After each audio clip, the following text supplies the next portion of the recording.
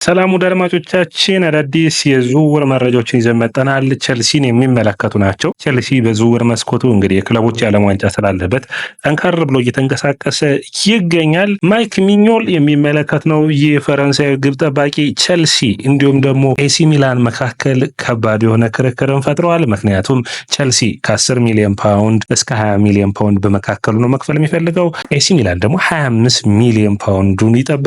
ስለ ጊተን ስለ ማይክ ሚኞል ምን አይነት መንገድ ቸልሲ ሊያገዝ ይችላል የሚለውን የምንነግራቸው ይሆናል። ሞሐመድ ኩዴስም የሚመለከታለን እንዲሁም ደግሞ አንድሬ ሳንቶስንም የሚመለከቱ አዳዲስ የዝውውር መረጃዎችን ይዘን ተመልሰን መጥተናል። ወደ አድማጮቻችን ያያ ስፖርት ነው።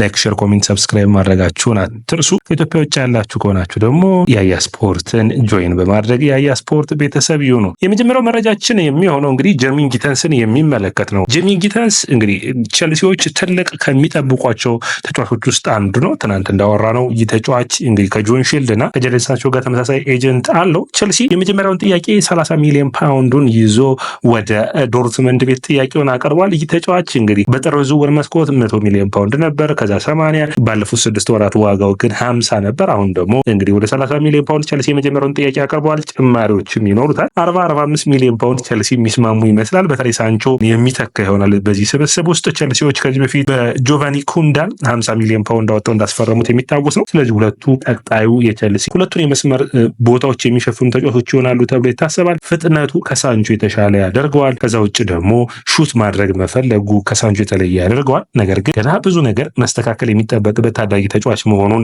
በውድድር ዓመቱ ላይ አሳይቶናል። በተለይ ሹት በሚያደርግበት ወቅት በጣም ተገማች የሆነ ቀለል ያሉ ሹቶችን የሚያደርገው ያንን ማሻሻል የሚጠበቅበት ይመስለኛል። ቸልሲዎች እንግዲህ ይህንን ተጫዋች የሚያስፈርሙት ከሆነ ወደ ክለቦች ዓለም ዋንጫ ይዞት መሄድ ይፈልጋሉ። ካልተጠናቀቀ ግን የሚቀጥለው የውድድር ዓመት የስብስቡ አካል ሆኖ እንዲቀጥል ያስባሉ። በቀጥታ ወደ ማይክ ሚኞል ወይም ይህ ግብ ጠባቂ እንሂድ። ይህ ግብ ጠባቂ እንግዲህ ለቸልሲዎች በጣም ጥሩ ዜና ነው። እንግዲህ ይህንን ተጫዋች ለማግኘት መሞከራቸው 25 ሚሊዮን ፓውንድ ይህንን ግብ ጠባቂ እንግዲህ ኤሲ ሚላኖች እንዲከፍሏቸው ይፈልጋሉ። ኤሲ ሚላን ድርድርን አድርገው 4.5 ሚሊዮን ዩሮ አቅርበውለት ፍላጎት እንደሌላቸው እንዲሁም ደግሞ እስከ 6 ሚሊዮን ዩሮ እንደሚፈልግ በግልጽ ነግሯቸዋል። ቸልሲ ከተጫዋቹ ጋር በግል ጉዳይ ምንም አይነት ችግር የለባቸውም። ሙሉ በሙሉ በሚባል ደረጃ መስማማት ላይ ደርሰዋል። ነገር ግን ቸልሲ አስቸጋሪ ያደረገባቸው የተጫዋቹ ግምታቸው ነው። ቸልሲ የሚያስበው ይህንን ተጫዋች ከ10 እስከ 15 ሚሊዮን ፓውንድ የመክፈል ፍላጎት አላቸው። ድርድሮቹ እንደቀጠሉ ናቸው። ይህንን ተጫዋች ቸልሲ በፍጥነት ማስፈረምና በክለቦች ዓለም ዋንጫ የቡድኑ አካል አድርገው መሄድን ያስባሉ። እንግዲህ ለኤንዞ ማሬስካ በቀጣይ ውድድር ዓመት የቡድኑ አካል አድርገው ይፈልጉታል። ለቡድኑ ታክቲካዊ አጨዋወት በጣም አስፈላጊ ተጫዋች እንደሆነ ያስባሉ። ከኋላ በሚመሰረቱበት ጊዜ በተለይ በጣም የተረጋጋ ከኋላ ኳሱን በመያዙ ረገድ በጣም የሚያግዝ ተጫዋች ነው ብለው ያስባሉ። ስለዚህ ይህ ተጫዋች ትክክለኛ የቸልሲ አስፈላጊ ዝውውር ነው ብለው ያስባሉ። ኤንዞ ማሬስካ ይህንንም አፕሩቫሉን ወይም ደግሞ እንዲዘዋወር ፍቃዳቸውን ሰጥተዋል። 12 ወራት ለቀረው ተጫዋች ቸልሲ ይህንን ዋጋ አልከፍልም ማለቱ ግን ትንሽ አስቸጋሪ ያደርገዋል።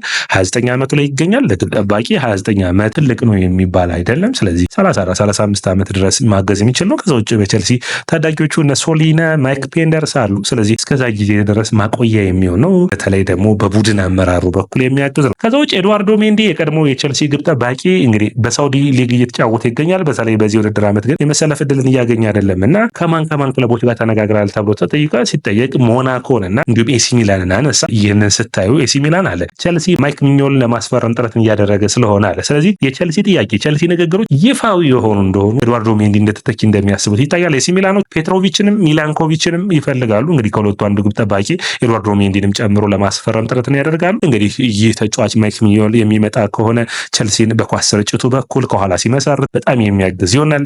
የኤሲ ሚላን ደጋፊዎችን ዶናሩማን በመሰናበቱ ወይም ደግሞ በነፃ ጥሏቸው በሚሄዱ በጣም ሲያዝኑ ነበር። በሚገባ ግን ማይክ ሚኞል ያለፉትን 4 እና 5 ዓመታት ሽፋን ሰጥቷል። ወርልድ ክላስ ፕሌየር ነው፣ ምንም ጥያቄ የለውም። በጣም ይበል የሚያሰኝ ጥሩ ፐርፎርማንስ ያለው ለፈረንሳይ ብሔራዊ ቡድን ሲጫወት ራሱ ስታዩት በጣም የሚገርም ግብ ጠባቂ ነው። ትንሽ አንዳንድ ቦታዎች ላይ አይቻለው የጉዳት ችግር እንዳለበት፣ ነገር ግን የጉዳት ችግሩ ያን ያክል አሳሳቢ አይደለም። ኦልሞስት ከ25 ጨዋታዎች በላይ ነው እንግዲህ በ4 ዓመት ውስጥ ያመለጠው።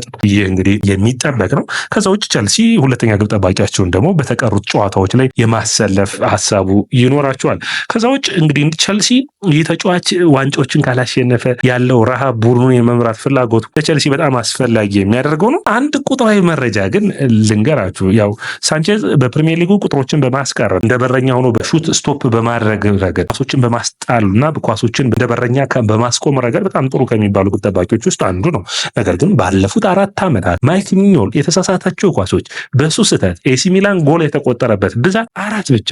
ሳንቼዝ በዚህ ውድድር ዓመት ብቻ 5 ነው። ወዳጆች ምን ያክል ልዩነት እንዳለ ሳንቼዝ በዚህ ከቀጠለ 20 ነው የሚያደርገው ማለት ነው። ስለዚህ ምን ያክል ልዩነት እንዳለ ያሳያል። ስለዚህ ይህንን ግብ ጠባቂ ኤንዞ ማሬስካም የቸልሲ ደጋፊዎችም ቶሎ ቸልሲ እንቅስቃሴዎችን እንዲያደርግና መስማማቱ የዋጋ ልዩነቱን ማጥበብ እንዲችሉ የሚጠበቅ ነው የሚሆነው። ሞሐመድ ኩዴስን በሚመለከት እንግዲህ ጀርሚ ጊተንስ እንደሚፈርም ይታወቃል። እንግዲህ ሞሐመድ ኩዴስን የሚያመጡ ከሆኑ ቸልሲ በጠቅላላ ቡድኑን እንግዲህ የግራ መስመር ተጫዋቾች አድርገዋቸዋል ማለት ትችላላችሁ። ኬንድሪክ ፓይዝ፣ ዊሊያም ስቴፋኖ በግራ እግር ማለት ነው፣ ፓልመር፣ ማዱዌኬ፣ ኔቶ ብዙዎቹ የግራ መስመር ተጫዋቾች ሆነዋል እና እንግዲህ ኩዴስንም ይፈልጋሉ።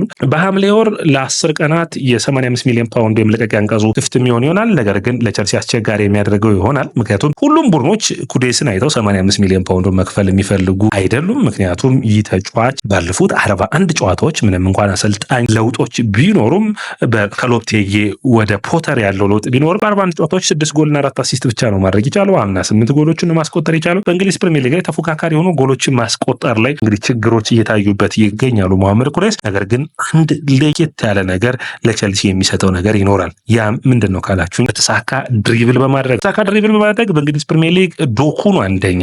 ከዛ በመቀጠል እንግዲህ ሞሐመድ ኩዴስ ነው። እንግዲህ ቸልሲ ሁለተኛ ያሉትን ወይም በቸልሲ ያሉት እንግዲህ ፓልመርና ሳንቾ ናቸው። ፓልመርና ሳንቾን በእጥፍ ነው የሚበልጣቸው ከነሱ እጥፍ የሆኑ ድሪብሎችን በማድረግና ምን ያክል እንግዲህ ተጫዋች ክህሎቶች እንዳሉት ይታወቃል። እንግዲህ ቸልሲ ውሳኔዎች ይጠበቃሉ። ነገር ግን ቸልሲ እስከ 50 ሚሊዮን ፓውንድ ነው የመክፈል ፍላጎት ያለው እንጂ 85 ሚሊዮን ፓውንዱን የውል ማፍረሻውን ለመክፈል ፍላጎት የለውም። ያ ደግሞ ለዌስትሃም ይህንን ተጫዋች ለመልቀቅ አስቸጋሪ ያደርግባቸዋል። ነገር ግን በፍጥነቱ ረገድ በትልልቅ ጨዋታዎች ላይ ተጽዕኖ በመፍጠር በጣም የተለየ ተጫዋች እንደሆነና ቀጣዩ እንግዲህ ጥሩ ፐርፎርማንስ ኖሮት በውድድር መድረኮች ላይ የተሻለ ፐርፎርማንሱን አሳይቶ ትልልቅ ቦታዎችን ይዛሉ ከሚባሉት ተጫዋቾች ውስጥ አንዱ እንደሆነ መጠቀስ ይጠበቅበታል። ቸልሲና አንድሬ ሳንቶስን የሚመለከተው እንግዲህ አንድሬ ሳንቶስ ለቸልሲ ኃላፊዎች በቀጥታ ነግሯቸዋል።